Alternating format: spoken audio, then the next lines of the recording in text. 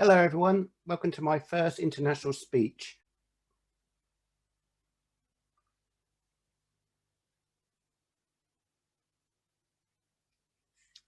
Okay, let's begin. First of all, a little introduction to myself. My name's David Crisp. I have autism and this is the subject of my discussion today. Rethinking mental health care and legislation.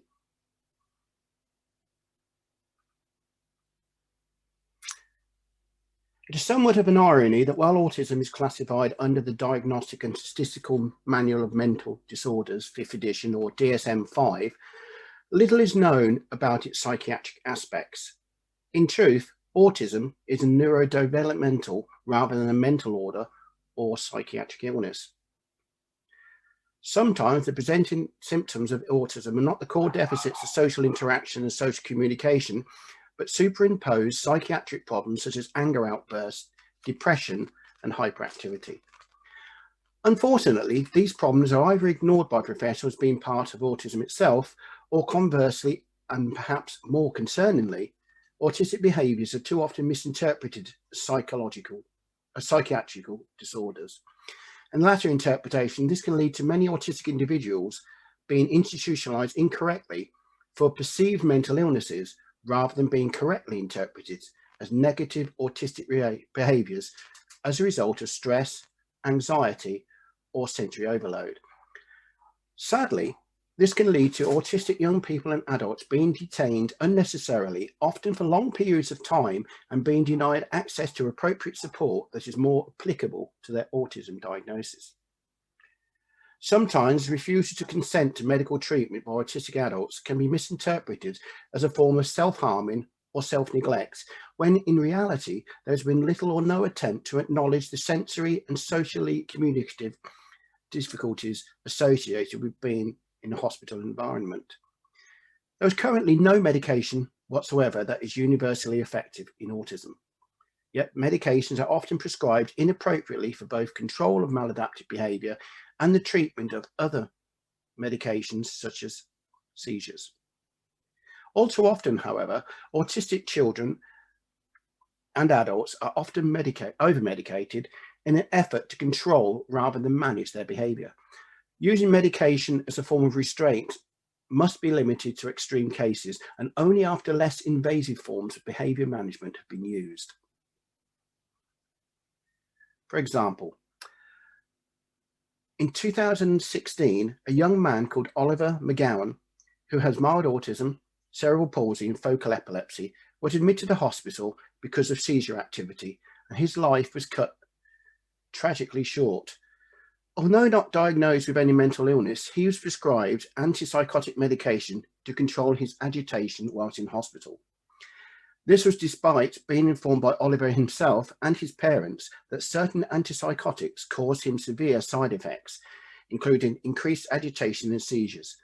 Oliver's condition deteriorated and he died a few years later from neuroleptic malignant syndrome, a rare but serious side effect of antipsychotic medication. Unfortunately, although Oliver's is an extreme case, misdiagnosing autistic behaviours as mental illness and subsequently mistreatment is not unique here in the UK. For example, Alexis Quinn is an autistic writer and advocate who was restrained, secluded 17 times and detained against her will, sometimes hundreds of miles away from home, simply for being autistic. 8 years ago, Alexis was working as a teacher. Life appeared good. She was but following the death of her brother and the birth of her first child, her life began to fall apart. So she asked for help from her GP. A voluntary arrest in hospital for assessment led to sensory overload. This in turn led to meltdowns, which led to restraint. Alexis was detained under Section 3 of the 1983 Mental Health Act for treatment. Her daughter, who was just 9 months at the time. Yet no treatment came because you can't treat autism. It's not an illness, nor is it a disease. And like every other autistic person in hospital, she reacted to her new normal in the only way she could, in an autistic way. Staff tried reassurance, but their close proximity, touch, and the additional noise from their talking felt unbearable and led to more meltdowns from Alexis. Consequently, she was drugged, restrained, and segregated. On one occasion, she was locked in a room for 8 days with nothing more than a mattress. Consequently, she had to eat on the floor and had no contact with the outside world. After 3.5 years moving between 12 different hospitals, she became institutionalized, addicted to prescription meds, and increasingly isolated. Eventually, after these 3.5 years had passed, Alexis embarked upon a daring escape, catching a ferry from Dover to Calais, traveling to Paris, flying to Dubai before landing in Lagos, Nigeria. She began writing her memoir, Unbroken, about learning to live with autism and her experiences of being detained.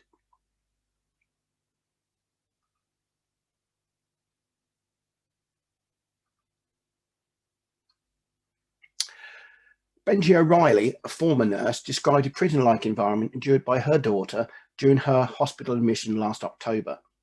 Her daughter was forced to wait 30 hours in the emergency department before being transferred to an infant ward. There she was kept in a tiny, box-sized, bland side room for 4 weeks, with no fresh air, no exercise, no stimulation, no activities, and not able to see friends, family, or beloved pets. Unsurprisingly, she had a huge meltdown and started displaying some what could be described as challenging behaviours. The teenager had been an inpatient for the past 7 months, in a hospital miles away from home without access to a phone and cut off from friends, home, community, school, and her hobbies and special interests. Mrs. O'Reilly told members of Parliament last month. She's been treated like a criminal at times. She's often asked, why am I being punished? She said the family doesn't feel listened to. It felt like her daughter had been swallowed up by the system. Mrs. O'Reilly advised MPs that restraint needed to be banned because our daughter was being forcibly stripped and sedated by injection. Another case involved a Dr. Sarah Ryan, whose 18-year-old son Connor died in a bath after 107 days in a learning disability unit, where there was a change in medication which increased his seizures. In all of these cases, these aforementioned cases, the only crime committed by these individuals was that they are autistic. Like all of us that have autism or autistic, none of these people can be treated or cured. And many autistic people do not want to either. A National Autistic Society survey in 2018 in the UK of 11,521 autistic people, 72% of them stated that they would refuse a cure if a cure existed. Yet every year, hundreds of autistic people and those with learning disabilities fall victim to detention under the Mental Health Act, where human rights abuses are often prevalent and sanctioned by 38-year-old legislation. That is why I and the autistic community in the UK and the growing neurodiversity movement welcome the government proposals to reform the Mental Health Act, which will ensure that mental illness is the only reason for detention and not autism or learning disabilities in themselves. The new proposals firmly suggest that monies currently spent on locking up autistic people and those with learning disabilities should instead be spent on community services where people can be treated in their own homes or closer to their families at a fraction of the cost for inpatient hospital services. So as well as being best practice, it's economically more viable. I myself have experienced maltreatment and misdiagnosis within my own family over many years. Whilst I'm not at liberty to discuss here, except that this is the reason why I believe this topic needs to be discussed wider, not to criticise the honourable professions of psychiatry and psychology, but for professionals in these fields to consider the impact that institutionalism and the medical model on autistic individuals and their families can have. Sadly, the experience in the UK is not unique.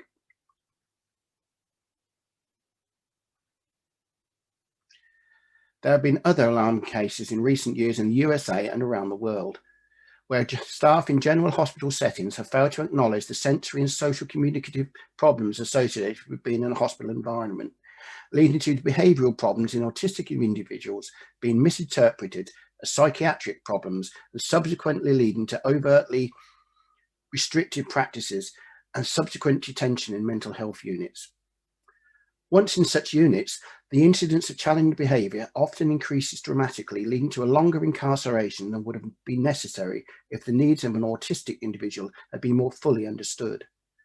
Through my research, I have found another number of disturbing cases from throughout the United States. A study published by the Autism Inpatient Collection, or the AIC, in 2017 found that a staggering 10% of all autistic youths under 20 had been admitted to a hospital for mental health care each year. Many of these spent weeks or even months in emergency rooms and acute care hospitals, sometimes sedated, restrained, or confined to mesh-tented beds. There, they may wait for several weeks for beds to come available in specialised autism units. A Kaiser Health News report investigation in 2015 described the case of a 16-year-old who spent 304 days in the ER of a hospital in Buffalo. Another case was by Disability Rights California of a 26-year-old woman who spent 10 months in Sacramento Hospital. Although following a seizure disorder, although stabilized after just a few weeks, this lady remained there for 10 months and was discovered again in a locked room covered by a mesh tent. In 2015, the number of autistic young people admitted to acute hospitals in the US, according to the Federal Agency for Healthcare Research and Quality, had doubled from the previous 4 years. Unfortunately, general hospitals are not really equipped to handle someone who is autistic. The global COVID pandemic has further exacerbated these concerns, with a virtual closed culture developing in healthcare, particularly in the UK, with fewer family or official visitors, or indeed inspections. In an article published by the British Journal of Psychiatry by Hollins and others, published in 2019, entitled "The Case for Removing Intellectual Disability and Autism from the Mental Health Act," the authors argued, and I quote, "Since autism and intellectual disabilities are not mental disorders, they should be excluded from the Mental Health Act. Their current inclusion is held to be discriminatory, resulting in unjust deprivation of liberty. Unfortunately, too many autistic individuals also fall foul of the criminal justice too." And this study in the Journal of Psychiatry in New Zealand in 2009, by McCarthy and Duff, they found that individuals with autistic spectrum disorders were 7 times more likely to intersect with the criminal justice than those without autism.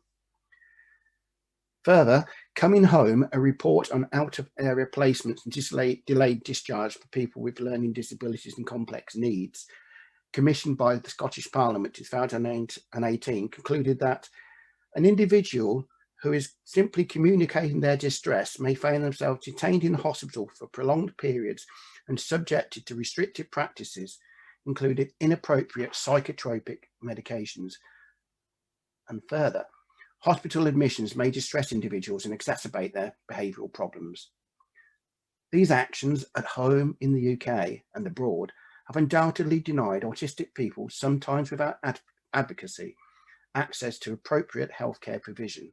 Such approach can potentially expose the most vulnerable to abusive treatment. Autism, although not everyone that is autistic would consider themselves to have a disability per se, is a protected characteristic in the United Nations Convention on the Rights of Persons with Disabilities.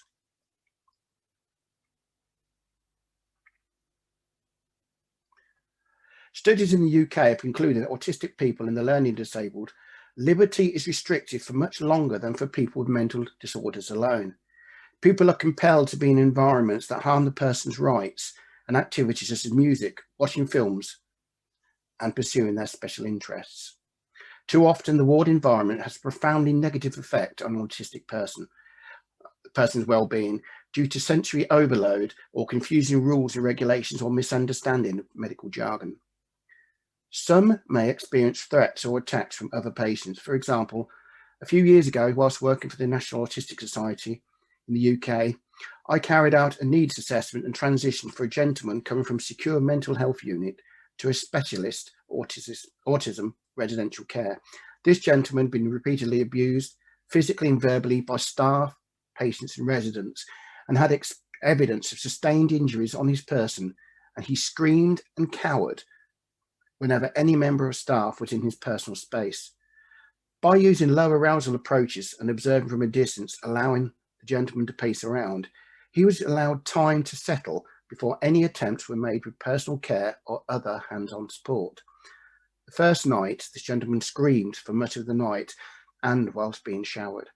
But within 48 hours, my colleague and I were able to wet shave him safely without any form of restraint or medication, and without any risk of harm to ourselves or the gentleman concerned.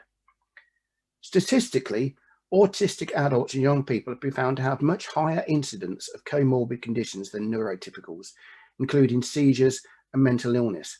However, as was demonstrated with examples of Oliver and others earlier, autistic people may react differently to drugs, and sadly, many are forced to take psychotropic medication for far too long, often with significant side effects. In a report published by the Mental Welfare Commission in Scotland in 2019, more than 50% of autistic people with complex care needs were prescribed antipsychotic medication for challenging behaviours. A third had delayed discharge, and there was anecdotal evidence of losing skills, interests and independence when hospitalised for long periods. The same report also found that post-hospital discharge suicide rates amongst autistic people were approximately 25% higher than for mental health disorders from the period 2012 to 2017. All too often, an autistic person may be misdiagnosed as having a mental illness or personality disorder, and then be made to take a powerful medication for a condition they do not have. Conversely, in the UK, 1/4 of autistic adults are denied access to mental health services because of their diagnosis of autism. This figure is pre-COVID. I dread to think what percentage it is now, and every week I receive phone calls from people asking for mental health referrals or crisis help. But due to COVID, less services are open and less phone lines are being manned. The Care Quality Commission, which oversees health and social care provision in the United Kingdom, in their latest annual review published in October last year, concluded that the proportion of services rated as inadequate had risen from 4% to 13%. In independent providers,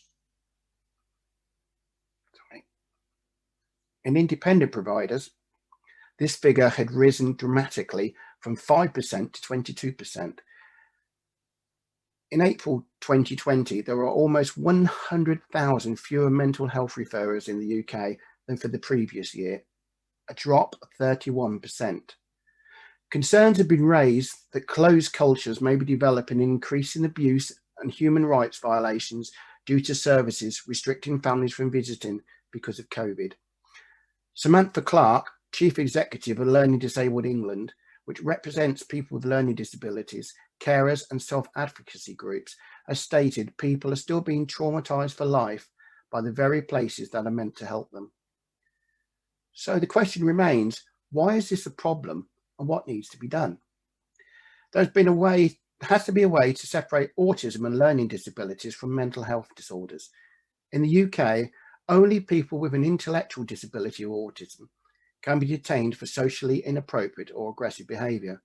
This is wrong on 2 counts. Firstly, why should autistic or intellectually impaired individuals be detained under mental health legislation when this rule does not apply to anyone else in society? And secondly, it allows for poor practice and misdiagnosis.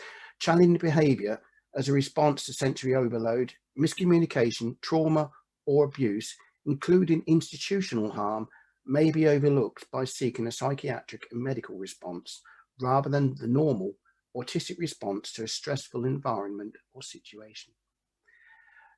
Department of Health report entitled "No Voice Unheard, No Right Ignored" in 2015 concluded that autistic people were being detained because of autism-associated behaviour, even when no appropriate medical treatment was available or indeed deemed to be medically necessary.